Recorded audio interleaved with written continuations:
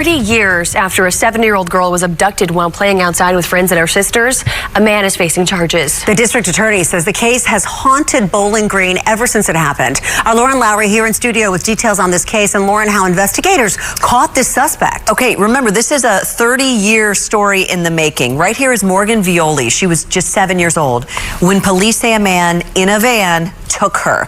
2 days later, the van was found abandoned just 25 minutes away from here in Franklin. And 3 months later, Morgan's body was found in Robertson County.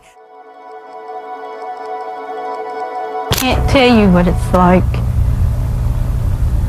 I can't explain how I feel. It's just a really awful feeling. I hope this significant development brings some degree of closure for Morgan's mom, her dad, and her 2 older sisters. They've waited far too long for answers. Yesterday evening, we were able to give them those answers. In February 2026, federal and state officials stood in front of cameras in Bowling Green, Kentucky, and named a suspect in a kidnapping that happened 30 years earlier. 30 years is long enough for a child to become an adult, for parents to grow old, for an entire generation to grow up never knowing what happened. And yet, one question remained. Who took Morgan? The victim was 7 years old. She was taken from her own apartment complex, in daylight, by a stranger in a maroon van. Identifying her remains 3 months later would take a forensic effort most cold cases never need. The break came from a single hair, collected the week she disappeared, and preserved ever since. The piece of evidence that would eventually prove who had been driving that van, and explain how he'd gotten away with it for 30 years. One hair was all it took to reopen a story that had been waiting for an answer since 1996. But how does something that small carry the weight of an entire family's unanswered questions? Some files never close. Welcome back to Missing Hour. Let me know in the comments what city or country you're watching from. And to everyone who's already subscribed, shared an episode, or left a comment on a previous case, thank you, genuinely. This channel only reaches more people because you keep passing these stories along. And that's the Morgan we need to remember. Not the missing child poster. Not the case number. Not the photographs investigators passed around for years. A little girl who was simply living her life. It was the summer of 1996. School was out, and the colony apartments were full of kids who'd known each other their whole lives, moving in and out of each other's homes without much supervision. The way an entire generation of American childhood used to work before anyone thought twice about it. Nobody there knew that an ordinary summer afternoon was about to become one of the darkest days that community had ever experienced. That's what makes these cases so painful. There is no warning music in real life. No sign telling a family that the last normal moment they're having is about to become the moment they remember forever.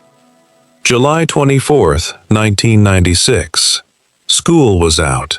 Morgan and her sisters were outside with the other kids from the complex, the way they'd been all summer. At 12:36 p.m., a maroon Chevrolet van started circling the parking lot, almost directly in front of the building where Morgan lived. Then, it stopped.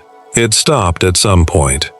The driver went for Morgan's 6-year-old friend first, who were both playing in the area. But the 6-year-old was quick to pull away and run. Morgan didn't get the chance. He grabbed her, forced her into the van, and drove off in daylight, in view of her own home. A child disappeared in the middle of the day. And for the people standing there, watching that van leave, there was no way to know whether they were witnessing the beginning of a search that would last hours, days, months, or decades. The 6-year-old who broke free ran straight back into the complex, screaming for help. That's what brought adults outside, in time to see the van pull away. Several of them described the driver, a white man in his 20s, slender but muscular, sandy brown hair to his shoulders. Someone caught part of the license plate too, but got 2 letters transposed, a small error that would matter later. Sometimes, in cases like this, the smallest details are the ones that refuse to disappear. By nightfall, police had a sketch, a partial plate, and almost nothing else. Morgan's photo went out as a missing child alert. The next evening, hundreds gathered outside her apartment for a candlelight vigil. Imagine standing among hundreds of people holding candles for a 7-year-old who should have been at home. Imagine being her family and looking into that crowd, wondering whether the person who took her was watching too. 2 days after the abduction, the van turned up, abandoned at a Union 76 truck stop in Williamson County, Tennessee, south of Nashville. It had been stolen from a residence in Dayton, Ohio, the day before Morgan disappeared. Investigators vacuumed the floorboards, front and back, and collected several hairs, mounting them on glass slides for future testing. In 1996, that testing had limits. A profile could be developed, but no database existed yet to search it against a suspect. The slides went into evidence and stayed there. Finding the van confirmed the witnesses had the vehicle right. It didn't say who'd been driving it. And that was the nightmare. They had the van. They had witnesses. They had a description, but they didn't have the man. How do you find someone when you know what he drove, what he looked like, and where he went, but you still can't put a name to him? The scale of the response is easy to lose in hindsight. Officers across 2 counties were pulled off routine patrol that afternoon. One young Bowling Green officer, working the day Morgan disappeared, was off duty and out of contact for less than an hour, long enough to come home to an answering machine full of "all units respond" calls. That's the kind of detail that doesn't make it into a case file, but it says something about how fast this went from a quiet summer afternoon to a city-wide search. Local news carried the vigil live the following evening. Within days, wire coverage had carried Morgan's photo and the sketch into papers and broadcasts well outside Kentucky. The first sign of a case that would eventually go national, though nobody watching it unfold that week could have known it would take 30 years to close. Nobody standing at that vigil knew that the answer was already moving through the country. They didn't know the man investigators were looking for would eventually disappear into another state, another prison, another life. And they certainly didn't know that the evidence collected from that van would outlive almost everyone who first handled it. Every case on this channel is rebuilt from court filings and primary sources, not second-hand retellings. If that's the kind of true crime you're after, subscribe. The search ran through August, then September. Investigators fielded a steady stream of tips, sightings of the van, of men who resembled the sketch, logging and checking each one. None of them led anywhere. Every tip carried the possibility of being the one that finally brought Morgan home. Every dead end meant another day of waiting. One logged lead never went anywhere either. The day after the abduction, a second, unidentified van, an older white van with a distinctive slatted, trailer-style window, was seen parked for roughly 4 hours near a barn in Robertson County, Tennessee. It sat almost exactly where Morgan's remains would be found 3 months later. Investigators recorded it. They never identified who was driving it or why it was there. That detail would sit unresolved for decades. And sometimes the hardest part of a cold case isn't what investigators know. It's what they never get the chance to explain. Morgan wasn't the only child taken from the region that summer. A 4-year-old in Madison, Tennessee, and a 9-year-old in Clarksville were also abducted within weeks of her. Investigators never found a link between the cases. The Clarksville case moved fast by comparison. A suspect was arrested within 3 days, later convicted and sentenced to death. Morgan's case had no equivalent break. No suspect, no arrest, nothing to tell her family the search was moving toward an answer. For a stretch that summer, 3 sets of parents in 2 states were living through some version of the same nightmare, at different speeds, with different outcomes. For 3 months, Morgan's family had no way of knowing if she was still alive. 3 months of waiting. 3 months of hoping. 3 months of waking up every morning and having to face the same unbearable question. Where is she? On October 20th, 1996, remains were found in the woods near a barn outside White House, Tennessee, along the interstate route south from Bowling Green. And suddenly, the search for a missing 7-year-old became something even more devastating. Confirming they were Morgan's wasn't straightforward. Months of exposure had left the remains difficult to identify, and there were no dental records on file to compare against. A routine tool in most identifications, unavailable here. A forensic anthropologist from the University of Tennessee took a different route, working with a digital imaging specialist to scan the skull and overlay it against a childhood photograph of Morgan, using the position and spacing of her teeth as fixed reference points. It was an unconventional method for the time, closer to photographic reconstruction than standard forensic identification. The proportions matched. A forensic dentist reviewed the comparison and confirmed it. Investigators announced the identification days later. For her family, the question had changed. They no longer had to ask where Morgan was. Now they had to ask who had taken her. The manner of death was ruled a homicide. Police released no further detail publicly, and for months, that was the entire case file. A child had been taken in broad daylight. Her remains had been found miles away, and the person responsible was still free. On March 5, 1997, the FBI lab added the next piece. A fiber pulled from Morgan's hair matched the seat cushion fabric inside the van, tying her to the vehicle beyond the eyewitness accounts. It confirmed where she'd been. It still didn't say who'd taken her. Another piece of evidence. Another confirmation.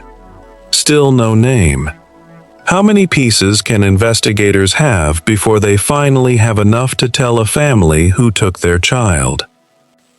The man eventually identified as Morgan's abductor was already a fugitive when he pulled into her apartment complex, with a documented history that should have raised alarms years earlier. Robert Scott Froberg was arrested for armed robbery in Montgomery, Alabama, in December 1988. At the time of that arrest, he was found carrying paperwork on how to hotwire cars, a detail that would echo years later in a string of stolen vehicles across 3 states. He was sentenced to a lengthy term. In February 1995, still in custody, prison officials found him in possession of nude photographs of minor girls. Nothing about that changed what happened next. On April 3, 1996, he escaped a prison work detail, robbed an elderly woman, and took her car north to Mount Carmel, Pennsylvania. On May 20th, he approached a 7-year-old boy near a backyard treehouse and tried to get him inside. The boy ran and told his mother. Police caught Froberg after a short chase and jailed him in Northumberland County. 2 encounters with children, 2 months apart, in 2 different states, and in neither case did anyone yet see the shape of what was coming. He escaped again on July 16th, up a rain spout, down on a cable, gone on a stolen bicycle, and made his way toward his parents' home in Dayton, Ohio. On July 23rd, a maroon van was stolen less than a mile from that house. He was heading toward Huntsville, Alabama, to a former Alabama Department of Corrections nurse he'd known during his original sentence, who had sent him money and other support while he was incarcerated. Investigators later determined she'd helped him again after his second escape. She died sometime before 2026, before investigators could ever ask her what she knew. Bowling Green wasn't his destination, just where he got off the interstate, by his own account, looking for drugs. That's where he saw Morgan. And that's the moment this entire story begins to close in on one man. Because for 30 years, Morgan's family had been living with a sketch. Now investigators were beginning to understand that the person behind that sketch had already left a trail across multiple states. By August, he was back in Alabama custody on matters tied to his escapes, eventually serving a 40-year sentence. Nobody connected him to Morgan.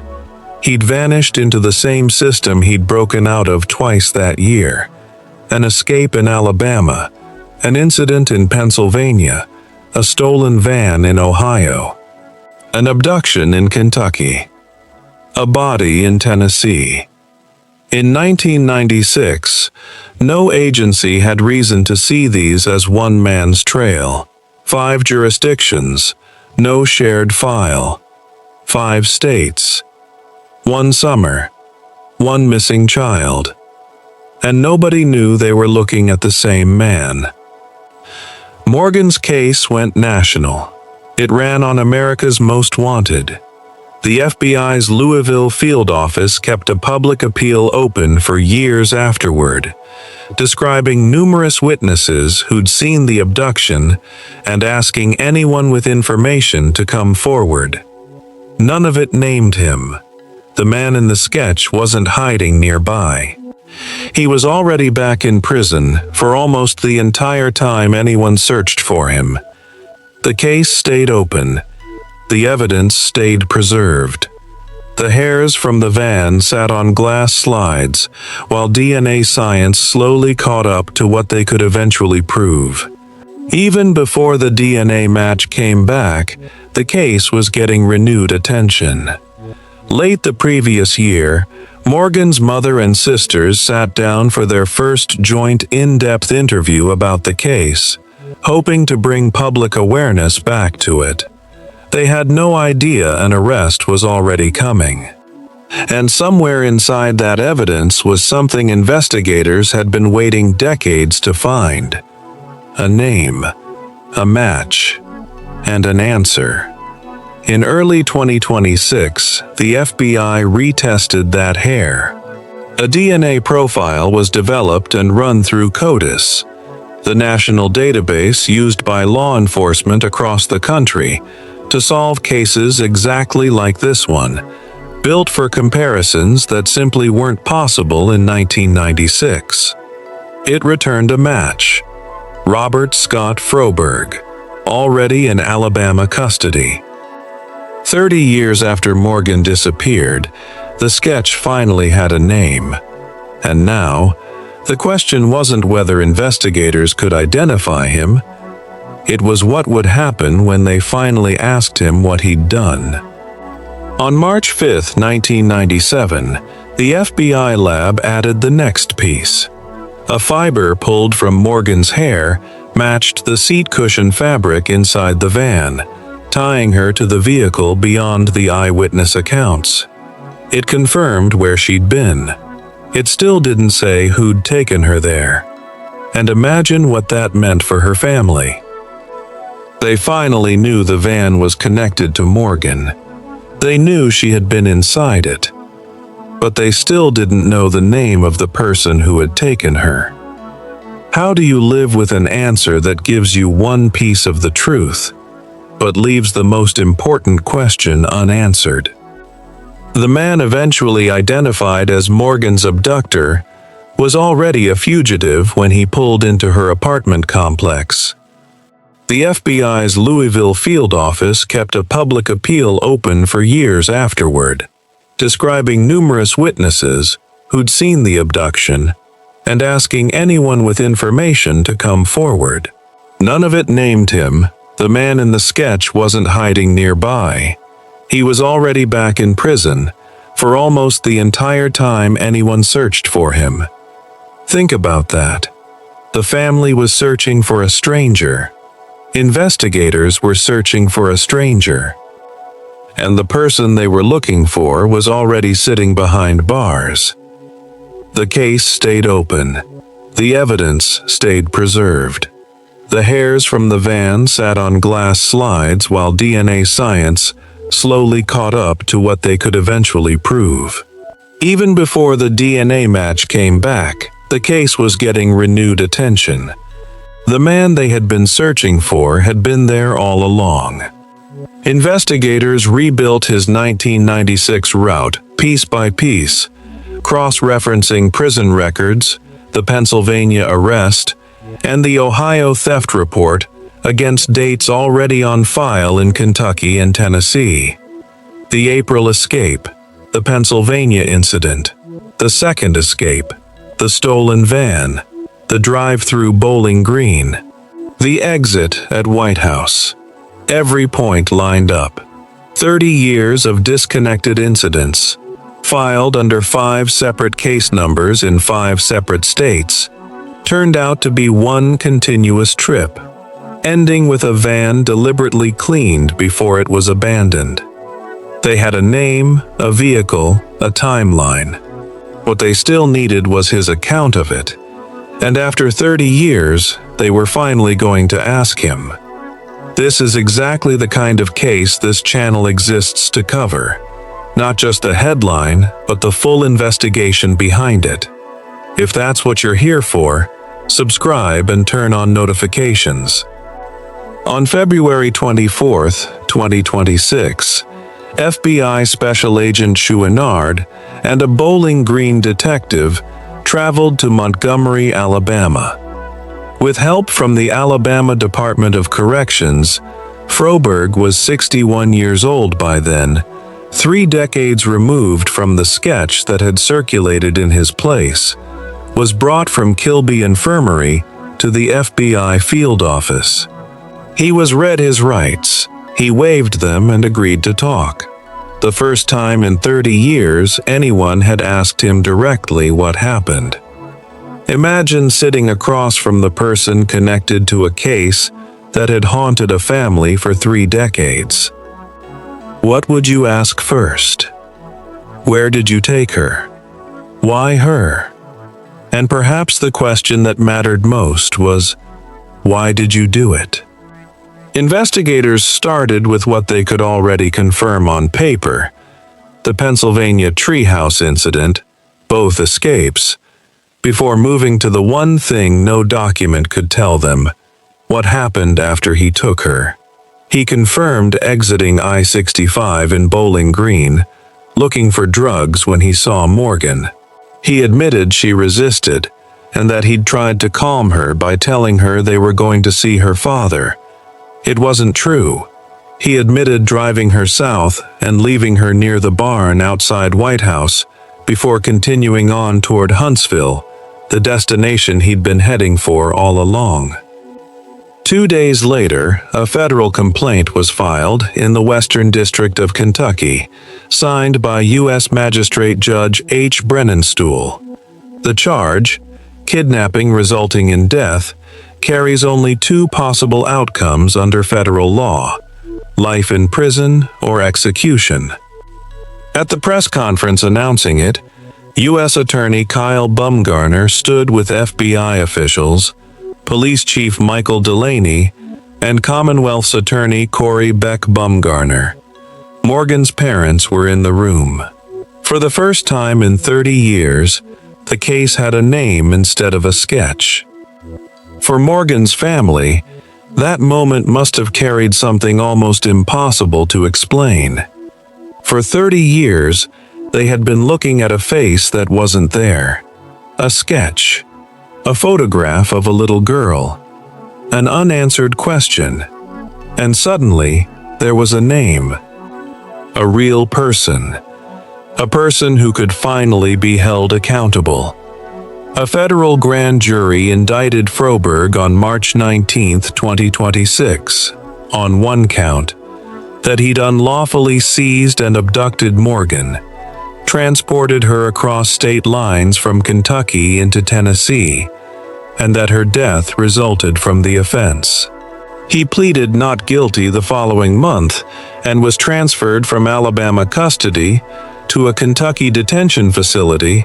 As the case moved toward trial, execution was still legally on the table. That changed July 22nd, in the same federal court that had unsealed the complaint 5 months earlier. Before U.S. District Judge Greg Stivers, represented by federal public defender Pat Bolden, Froberg withdrew his plea. In a 7-page agreement, he admitted to kidnapping and killing Morgan Violi. Prosecutors agreed to recommend life instead of pursuing execution. The hearing fell 2 days before the 30th anniversary of Morgan's abduction. Family members sat in the courtroom as Froberg, now in his 60s, entered his plea. For most of them, it was the first time they'd seen the man responsible in person, after 30 years of knowing almost nothing about who he was.